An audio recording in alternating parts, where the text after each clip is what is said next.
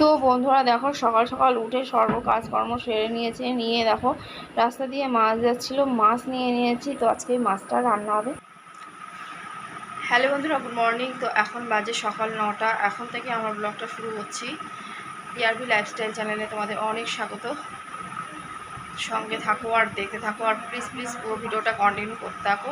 আর যে যেখান থেকে দেখছো প্লিজ একটু ভিডিওটাতে লাইক দিয়ে ভিডিওটা কন্টিনিউ করতে থাকো। আশা করি তোমাদের ভালো লাগবে। তো দেখো বন্ধুরা, এইখানে আমি পটলগুলো এনে রেখে দিয়েছি কাটার জন্য। আর দেখো অর্পণ মাতো বাড়ি করছে বসে বসে। সকালবেলা উঠে বই পড়ার নাম নেই, আর গিয়েছিল অর্পিতা পড়তে।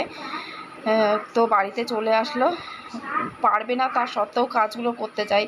তারপরে এখানে আমি পটলগুলো আস্তে আস্তে কেটে নিচ্ছিলাম। আজ আর রান্নাঘরে যেতে পারিনি, এতটা পরিমাণে গরম লাগছে। তো ভাবলাম যে ফ্যানের নিচে বসে বসে সবজিগুলো কেটে নেই, তারপরে রান্নাটা করব। তো দেখো আজকে তোমাদের সঙ্গে আমরা রান্নাটা শেয়ার করব। পটল আলু মাছ দিয়ে রান্না করব একটা সিম্পলভাবে। তো তোমরা রেসিপিটা দেখতে থাকো, আশা করি তোমাদের রেসিপিটা ভালো লাগবে। তো প্রথমেই মাছগুলো আমি নুন হলুদ মাখিয়ে নিয়েছি। কড়াইটা গরম হয়েছে কিনা একটুখানি দেখে নিলাম। নিয়ে দেখো কড়াইতে এখন তেলটা দিয়ে দিলাম। তেলটা গরম হওয়ার অপেক্ষা। তো ফাইনালি তেলটা আমার গরম হয়ে গেছে। এবার একে একে আমি মাছগুলো ছেড়ে দেবো।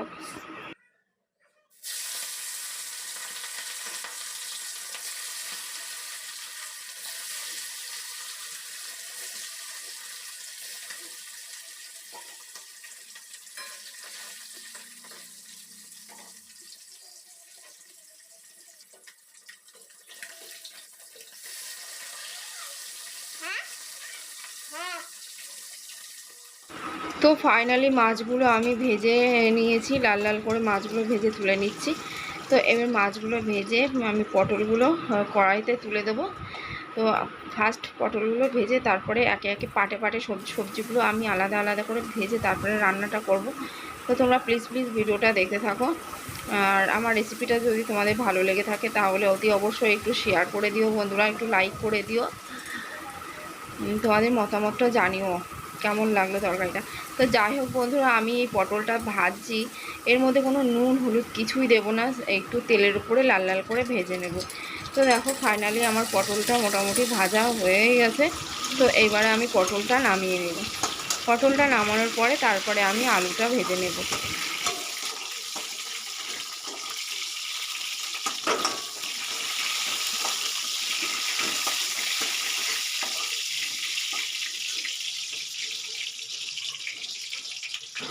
তো বন্ধুরা, আমি পটলগুলো লাল লাল করে ভেজে তুলে নিয়েছি। আলুগুলো এবারে দিয়ে দিলাম। আলুগুলো এরকম করে লাল লাল করে ভেজে তুলে নেব। নিয়ে তারপরে মশলাটা কষিয়ে তারপরে সব কিছু দেবো। তো তোমরা দেখতে থাকো। তো আলুটাও আমার ফাইনালি এমন করে আমি ভেজে তুলে নিচ্ছি।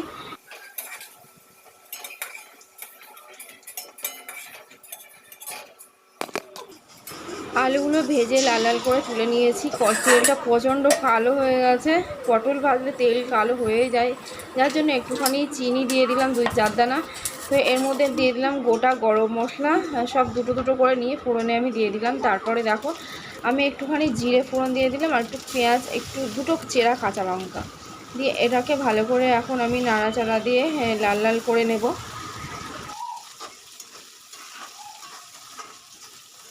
তো পেঁয়াজটা আমার লাল লাল করে ভাজা হয়ে গেছে। এর মধ্যে নিয়েছি ধনিয়া গুঁড়ো, জিরে গুঁড়ো, আদা পেস্ট, রসুন পেস্ট আর লঙ্কা, একটুখানি মরিচ গুঁড়ো নিয়ে এটাকে এখন একটু কষাও। একটুখানি জল দিয়ে দিলাম যাতে মশলাগুলো পুড়ে না যায়।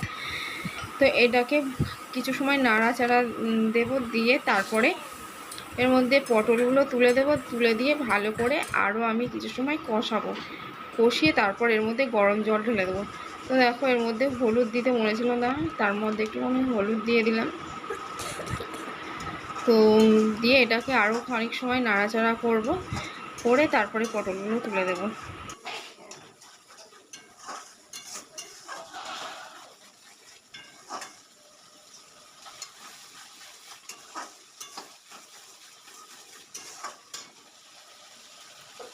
তো মশলাটা আমি অল্প করে কষিয়ে নিয়েছি। নিয়ে তারপরে পটল আলু তুলে দিলাম। দিয়ে পটল আলুর সঙ্গে ভালো করে কষিয়ে কষিয়ে তারপর এর মধ্যে দিয়ে দেবো গরম জল।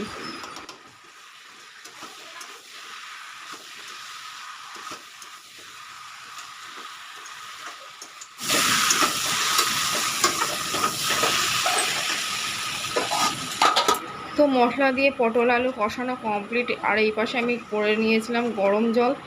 তো তরকারিতে গরম জল দিলে আমরা সবাই জানি বেশ ভালো লাগে। যে কোনো তরকারিতে গরম জল দিলে তার টেস্টটা দুগুণ বেড়ে যায়। তো তরকারিটা জল ঢেলে দিয়ে এখন ঢাকা চাপা দিয়ে দিলাম। তো দেখো তরকারিটা আমার ফুটেও উঠেছে। আর এর মধ্যে এখন আমি একে একে মাছটা ছেড়ে দেবো।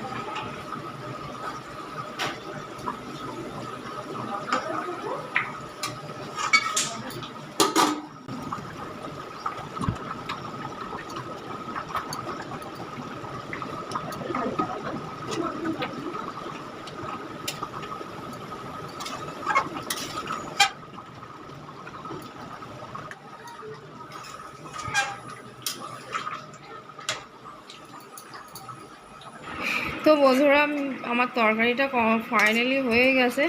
তো মাছগুলো সুরক্ষা করার জন্য আগে আগে আমি মাছগুলো তুলে নিয়ে নিচ্ছি। নিয়ে তারপরে তরকারিগুলো ঢেলে নেব, নিয়ে মাছগুলো ওপর দিয়ে দেবো। তো বন্ধুরা আজকের রেসিপিটা তোমাদের কেমন লাগলো তোমরা অবশ্যই কিন্তু জানিও। আর একটা লাইক দিতে কিন্তু ভুলো না। তো এই যে মাছগুলো আমি তুলে নিলাম। তো খুব একটা ঝোল রাখিনি, গামাখামাখাই ঝোলটা করেছি। তরকারিটা ঢেলে নিলাম আর ওই পাশে আমার ভাতটা ফুটছে আর এই পাশে দিয়ে দিলাম বন্ধুরা। তো এই যে ফাইনালি আমার তরকারি রেডি। তো চলো বন্ধুরা ফিরে আসছি নেক্সট ব্লগে। তোমরা ভালো থেকো, সুস্থ থেকো। আর ভিডিওটা বারবার বলছি কেমন লাগলো কমেন্টস করে জানিও। টাটা।